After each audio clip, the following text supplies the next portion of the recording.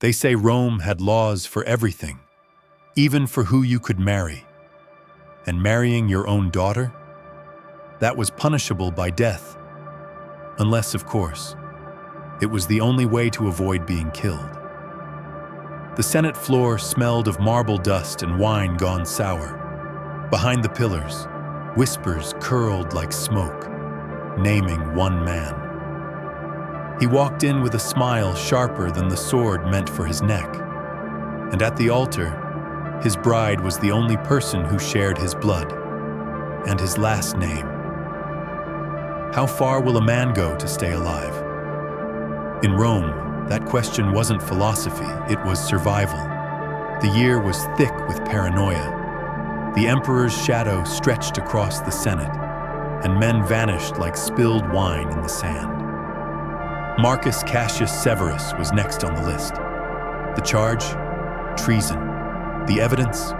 Convenient. The punishment? A very public death. The streets hummed with rumors, each one twisting tighter around his neck. But Marcus had survived wars, plagues, and 3 emperors with an iron smile. He knew the law was just another weapon, and weapons could be turned. Some men bribed their way out. Others ran. Marcus? He chose a plan so unthinkable, it would make Rome choke on its own morality. Because in a city where honor was currency and family was sacred, he was about to spend both like loose change.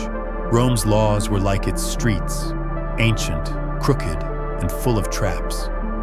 Some protected the innocent, most protected the powerful. And buried in the scrolls of the marriage code was one particular trapdoor. If you married into a family, certain accusations against you vanished. It was meant to protect alliances between noble houses. It worked just as well for protecting snakes. Marcus Cassius Severus read the law the way a soldier studies a map searching for escape routes. And there it was, the perfect loophole. The one bride no rival could touch, no court could question. The one person already bound to him by blood. It was obscene. It was genius.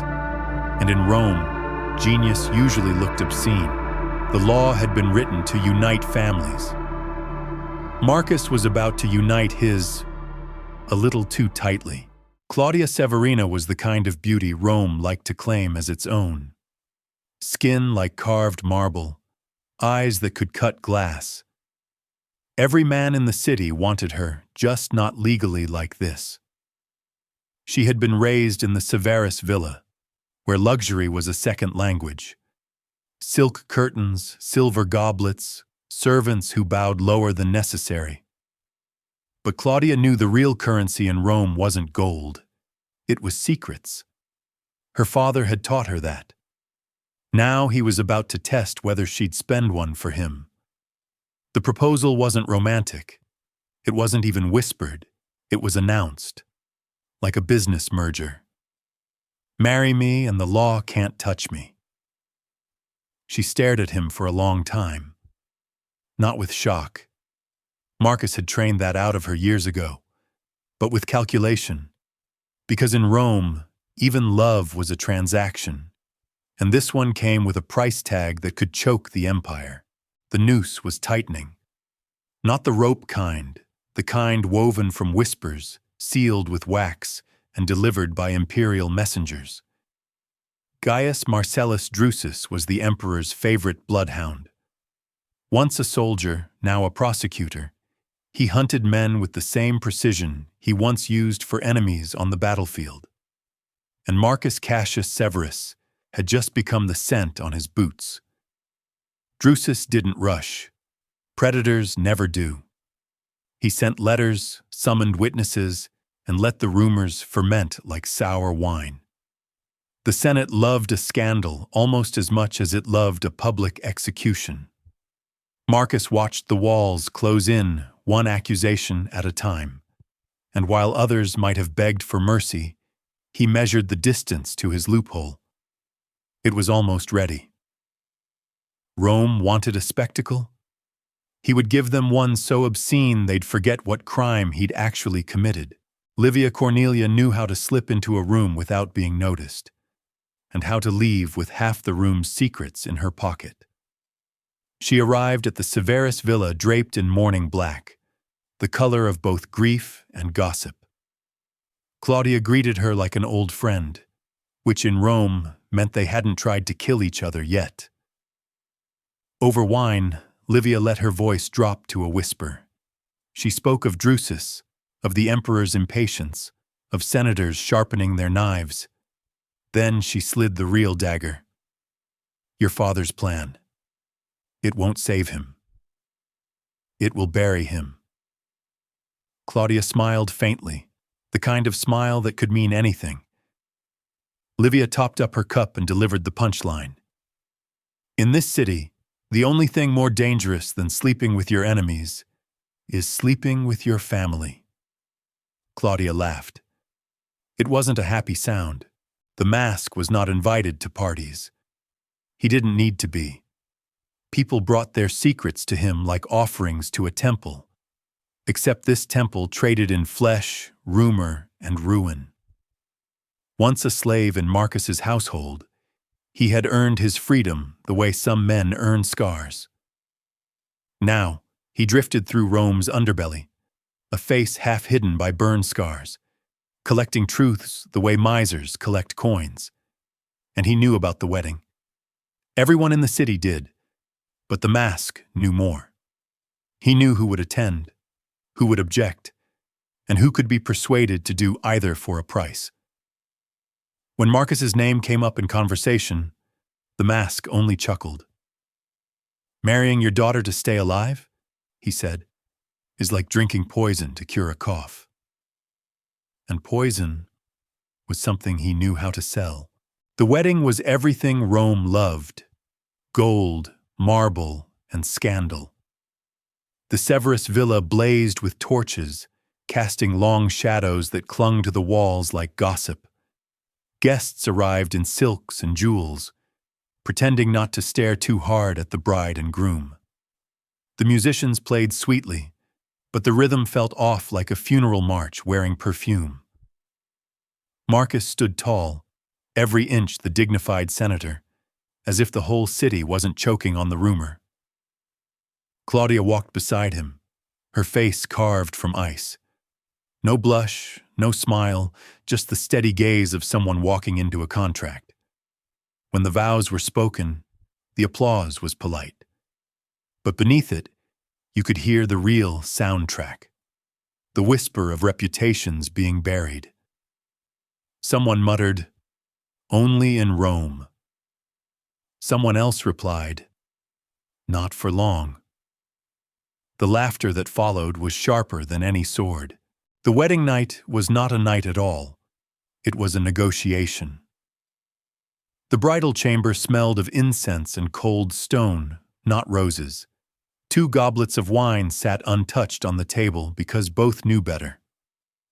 Marcus removed his ceremonial cloak like a general discarding armor after battle.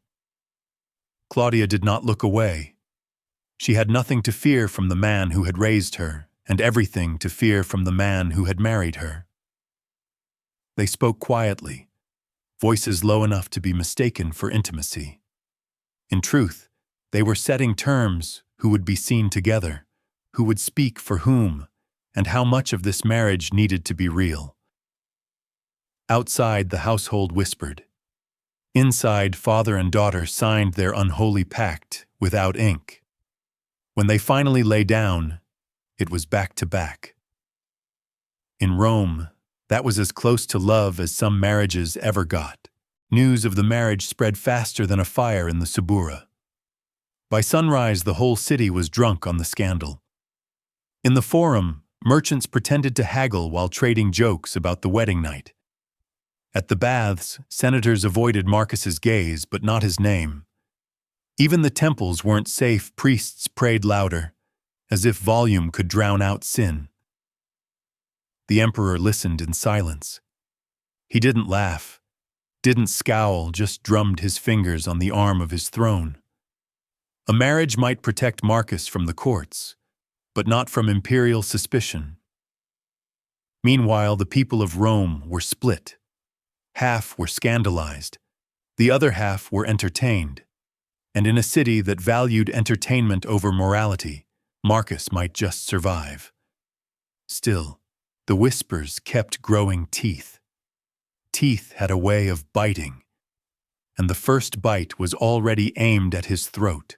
Gaius Marcellus Drusus didn't waste time being shocked. In Rome, if you couldn't stomach the obscene, you didn't belong in politics. He studied the marriage papers like a surgeon examining a tumor. There had to be a flaw. Every law had one. Marcus himself had just proved it. The trick was finding a new charge, something the loophole couldn't cover. Bigamy, number incest. The law was strangely silent there. Conspiracy? Possibly, if he could make the marriage look like part of a larger plot. Drusus began pulling threads, questioning servants, bribing clerks, shadowing guests from the wedding. One of them would slip. One always did. "He's not against marriage," Drusus told a colleague with a dry smile. "He's against surviving by marriage." And he intended to make Marcus's survival very short-lived. Claudia Severina had been raised to read people the way others read scrolls. And lately, her father's pages were full of smudges. Livia Cornelia's visits had grown more frequent. Each one came with another drop of poison. About Drusus, about the emperor, about how quickly loyalty could turn fatal. Claudia listened without blinking. A good listener in Rome was more dangerous than a good liar. One night, Livia leaned in close over the glow of an oil lamp. "You could save him," she whispered. "Or you could save yourself." The words slid between Claudia's ribs like a stiletto. She pictured her father's trial, the senators jeering, the emperor watching, and herself standing, silent, untouched. It wasn't betrayal she was considering. It was survival. In Rome, the two were often the same thing. The mask didn't pick sides. He sold them. By now, the wedding had given him more leverage than a siege engine. Every senator who attended had whispered something to someone, and the mask had collected each syllable. When Claudia came to see him, she wore a veil. Not for modesty, but for deniability. He poured her wine, waited for her to speak. She didn't. In Rome, silence was the first step toward a deal. Finally, he leaned forward. "I can make this marriage untouchable," he said. "Or I can make it the reason your father swings." Her fingers tightened on the cup. "How much?" The mask smiled through the shadows. "Enough to make you wonder which side you've just bought." In this city, even protection came with a death clause. The Senate chamber smelled of sweat, incense, and anticipation. Trials in Rome weren't about justice. They were about theater. Marcus Cassius Severus took his place in the center, wearing his senatorial robes like armor. Drusus faced him, eyes sharp, voice sharper. Every question was a spear thrown in public. Witnesses were paraded in, each telling their version of the truth. Some embellished, some invented, but all pointed in the same direction toward the gallows. Marcus answered calmly, even smiling when the accusations turned absurd. At one point, a senator asked about the wedding night. Marcus replied, "More boring than this trial." Half the chamber laughed. The other half looked ready to vomit. The emperor watched from his high seat, expression unreadable. In Rome, your fate could hinge on whether the crowd was entertained. And today, the show was just getting started. The night before the verdict, the Severus villa was too quiet. No servants whispering, no footsteps in the hall. Only the faint drip of water from a cracked fountain. Marcus sat alone in the triclinium, the feast laid out like a taunt. Roast pheasant, figs in honey, amphorae of Falernian wine, none of it touched. He stared at the empty seat beside him, Claudia's seat. Somewhere in the city, she was being courted by Livia, by Drusus, by survival itself. He knew the look she had worn at the wedding. It wasn't loyalty. It was calculation. Outside, a dog barked and was silenced. Marcus poured himself a cup of wine, let it spill across the table. The red spread like a map, dripping onto the marble floor. In Rome, you could measure a man's life by how much wine he left behind. Marcus was leaving plenty. The Senate chamber was packed for the verdict. Crowds pressed in, hungry for the sight of a powerful man brought low. Marcus stood tall, as if the room wasn't a pit and he wasn't the bait. Drusus began his final statement, a sharp, deliberate slicing through Marcus's life. Then came the surprise witness, Claudia Severina. Gasps rippled through the chamber as she walked forward, veiled in white like a bride again. She swore her testimony was the truth, and in Rome, truth was whatever made the loudest noise. Her words painted Marcus not as a husband, not even as a father, but as a schemer who would twist any law to save himself. When she was done, she looked at him and said, "Goodbye, husband." The chamber roared, and Marcus realized the wedding vows had just turned into a death sentence. The verdict came down like a blade. Guilty. The emperor's voice was calm, almost bored, as he pronounced the sentence. Execution by beheading public, of course. Rome believed in efficiency when it came to killing and spectacle. Marcus didn't flinch. He had walked into this chamber knowing the outcome was written long before the trial began. The marriage had bought him time, nothing more. Drusus allowed himself the faintest smile. The emperor gave no sign of satisfaction, but his fingers stopped drumming. Somewhere in the crowd, the mask leaned against a pillar, counting the faces that turned toward him. He'd sold secrets to both sides, and business had never been better. As guards took Marcus away, someone whispered, "So much for family values." The laughter that followed was quick, cruel, and unforgettable. The execution square was already full when Marcus arrived. Vendors sold olives and honey cakes as if it were a festival. Rome never wasted a good death. The scaffold stood in the center, a block of clean marble waiting to be stained. The air was thick with heat and the smell of sweat. Marcus walked steadily, robes flowing, eyes fixed ahead. No begging, no theatrics. If they wanted a show, they'd get a quiet one. The headsman stood ready, axe gleaming in the sun. A murmur went through the crowd. Admiration, disgust, who could tell? In Rome, those two sounded the same. Marcus knelt, the marble cool under his skin. He thought briefly of Claudia not with anger, but with a grim sort of pride. She'd played the game well. The blade fell. The crowd roared. And just like that, Rome had a new story to tell over dinner. Claudia Severina wore mourning black to the funeral. Not because she grieved Rome would have laughed at that, but because black suited her. The Senate whispered as she entered, head high, veil just sheer enough to show the faintest smile. Some saw a widow, others saw a survivor. The emperor granted her the estate officially as inheritance, unofficially as payment for services rendered. She accepted with the same grace she had accepted the wedding.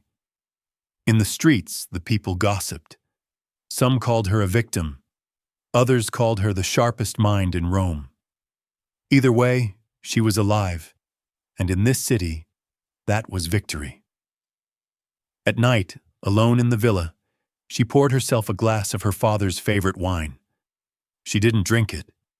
She just let it sit, red and rich, catching the lamplight. Survival, she thought. tasted better without company. Weeks after Marcus's death, Rome had moved on to fresh scandals. But the mask had not. From his dimly lit rooms above a wine shop, he unpacked the last of his payments. Gold from Marcus's allies, silver from his enemies, and a jeweled brooch he suspected had once belonged to Claudia. It had been almost too easy. Feed the right whispers to Livia. Let Drusus think he'd uncovered them himself, and watch the marriage turn from shield to dagger. The mask poured himself a cup of cheap wine and toasted the city. Rome was a machine, grinding up the powerful and spitting out stories for the masses. He just made sure the grinding went in the direction he liked. Outside, a new rumor was already taking root. The mask smiled. Business would be good again. In Rome, it always was. Rome quickly forgot Marcus Cassius Severus. The city was good at that. Yesterday's scandal was today's dinner joke and tomorrow's trivia. Claudia remained in her villa, untouchable. Drusus moved on to his next hunt. The emperor kept his throne, unmoved and unimpressed. In the markets, people still told the story, always with a twist. Some swore Marcus was a martyr. Others swore he'd escaped and was living in disguise across the sea. The truth didn't matter. In Rome, the truth was whatever survived the telling. And so the tale became a warning, a punchline, and a sales pitch for gossip all at once. Marry your daughter to save your life? Bold? Lose your head anyway? Classic Rome. In the end, marriage had saved nothing, except perhaps the city's appetite for blood.